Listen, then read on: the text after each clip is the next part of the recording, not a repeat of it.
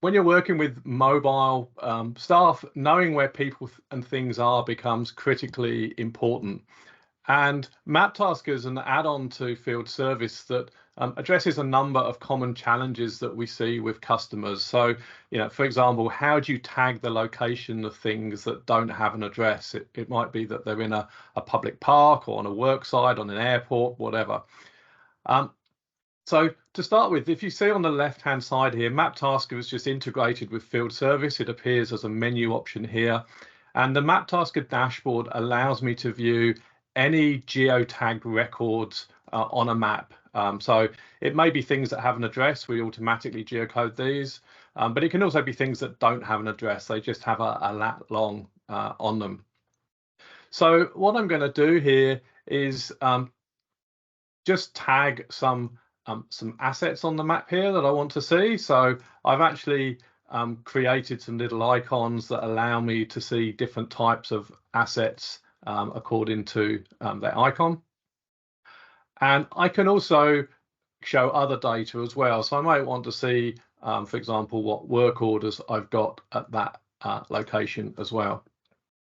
Now, having selected my data here on the left, I then need to choose a geographic area that I want to search. Now, I can just put in a place, an address. It might be, a car's hit a power pole and I want to notify customers in the area. So I may pick a location and specify a distance, or I can just pick a country. In this case, I'll select Australia, and I'm going to use Queensland today for this. I will show you the territory and the freehand search as well later on in the demo today. So having selected my data and having selected the area, I've done a search and it's come up with a cluster of assets and things at this location. So if I just zoom in a little bit more, you can see I've got a specific place here where I've can see some street lights, I can see some traffic lights, I can see some work orders, and I can click on these and view some details about them, and I will show you a bit more of what we can do there later on. In my scenario here, I actually want to add a new asset on there. So I can create records directly just by dropping a pin on the map here. So what I'm going to do is create a record. Now, as I say, I can create any record. It doesn't have to be a standard table. It can be a custom one. A common scenario we get is, for example, somebody needs a permit to work in a particular location before they can do the work order. This allows them to specify that location and the area that may be impacted from that. But what I'm going to do here, I'm just going to create a customer asset. And what this will do is pop up the Dynamics record for me and allow me to enter the details. There we go. So I'm just going to give this a name. So I'm going to call it LP9. In my categories here, I'm going to say it's a street light. The account I'm going to pick, and I'm also going to pick the functional location for me. Okay. So I can just save and close that, and you'll see that it's captured the latitude and longitude for me there. So that's creating a record from directly within Dynamics. But another common scenario we get, particularly with local governments and utilities, etc., is where they want the members of the public to submit records. And so Maptaskr has a control that works with Microsoft Power Pages. So what I've done here, I've actually already got some data showing on a map, so the person can see, are there cases already before they actually log a case. What I'm going to do here is enter a location.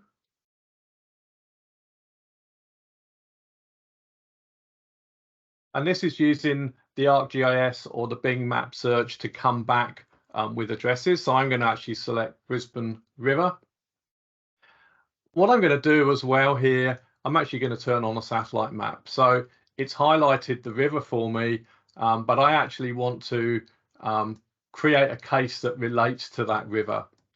So it may be a member of the public's been walking along and they notice some oil on the water here. So what they're able to do is actually go and draw an area on the map and say, I could see a bit of an oil slick in this area here. So it's not just creating pins on a map. I can actually, as you see here, define areas, and I could add annotations and other things. This control itself can be actually embedded within a multi-step form.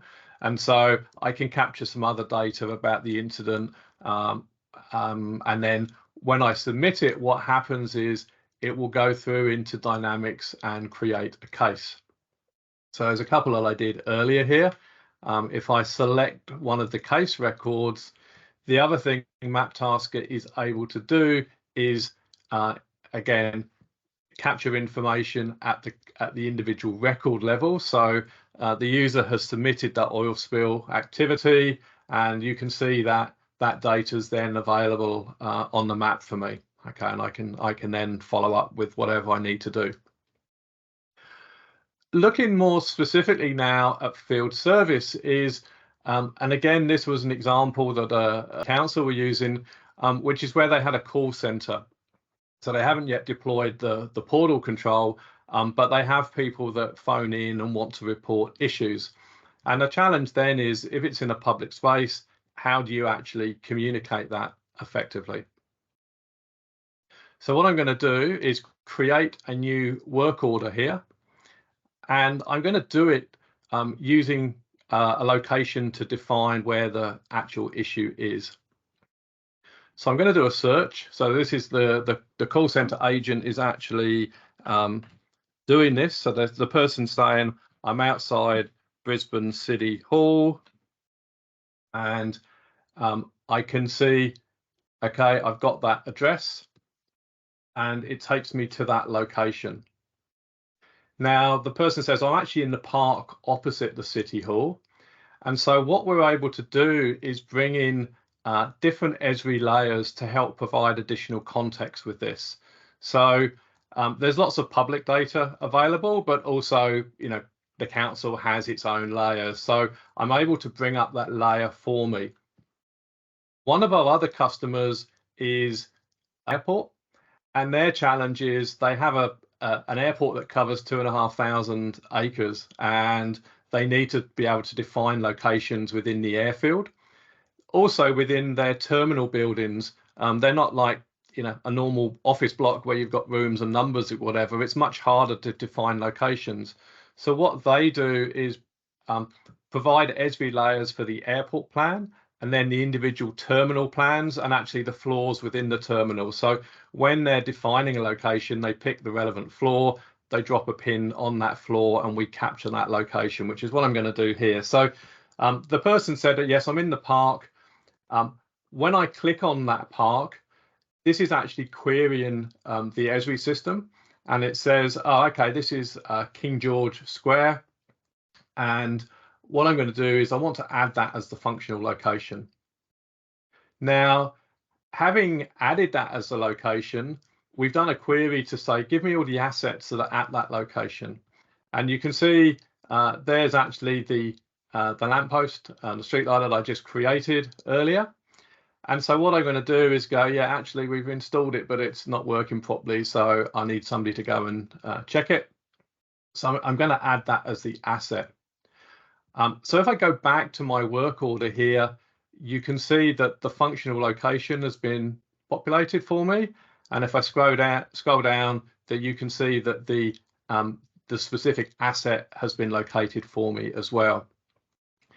Having precision when you are locating things like assets is critically important. And if I go back to an airport example, their runway lights are only 1 meter apart, and they fix them in the daytime when they're not switched on.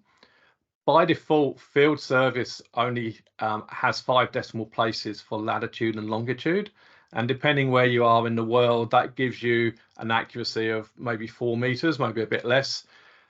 With Maptaskr, we store lat longs at 10 decimal places. So you can actually get down to, well, centimeter level or less, whatever's practical. But again, when you've got assets that are closely spaced, or when they may be in a plant room, as an example, being able to get that precision is critical. And most asset management systems will store data more accurately than the field service does. Okay, the final thing I wanted to show regarding the field service piece is another common challenge we've got is that field service uses postcodes to define what it calls service areas. So when a job comes in, it looks at what staff cover a particular area and then suggests them for the work order. The challenge in Australia in particular is that postcode areas can be huge. And so we, you may have multiple staff that cover a particular area. And so what we allow you to do is simply define a territory or a geography just by drawing an area on a map. So I can do this and say create a territory. What I'm going to do is actually just go back to my search and actually do another search here, a new search, where I'm going to search for my work orders. And this time I'm going to use a territory. So I'm going to select Brisbane North as my territory, which is one I did earlier. So if I search that, I can see those work orders in there. Okay, so we have customers that do in-home nursing care, for example, and they have multiple nurses that cover the regional areas. And so this was a critical piece of the jigsaw puzzle in getting their solution to work for them.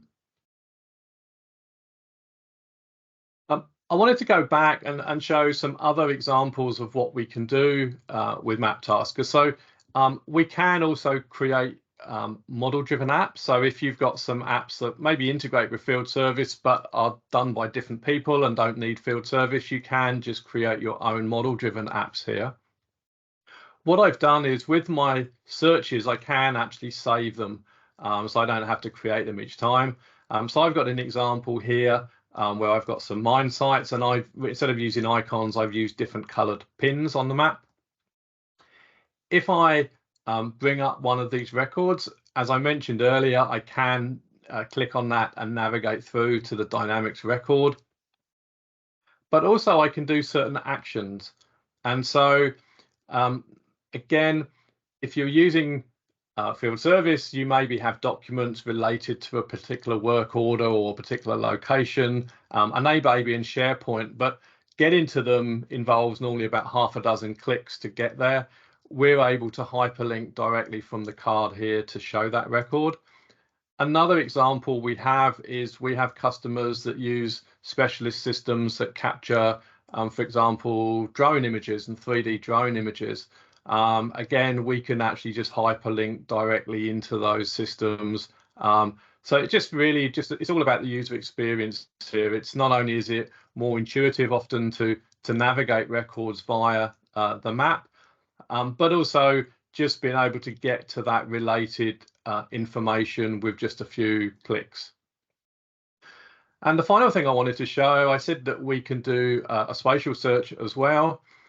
What I'm able to do is I can just draw a freehand area on a site. So there may be scenarios where I'm not creating work orders. It may be a supervisor wants to check in on a staff member to check their work. And so I can just select that data on a map. So it's found the 4 records that sit within here. Whenever I do a search, I actually get the records listed in the data tab at the bottom of the screen here. And so I can select the records and do an action. Now, we have customers where, maybe there's a bushfire and they want to notify people in the vicinity of and alert them. So that's where they might create a marketing list and create an SMS. But what I'm going to do here is I want to actually go and visit them. And I want to create an optimized route. And so what that's done has created the route for me. It's created the directions for me, and I can just send those through to my mobile device to use Apple Maps or Google Maps as required. Final thing I wanted to just talk about briefly was around the mobile experience. So common requests we get is, can we integrate with the field service mobile app? And yes, we can. And the second one is, can we work offline? And yet again, the answer is yes, we can. We have our mining customers that use this. The only constraint we have is that maps are huge. files, and that's why when you're using them online, they are streaming to you. We can't take the whole of Australia offline, but what we allow customers to do is to create more simplified vector maps of the particular locations that they're going to, so that they can still get their bearings and work out where to draw things and drop pins, but they don't have the full fidelity of an actual satellite image.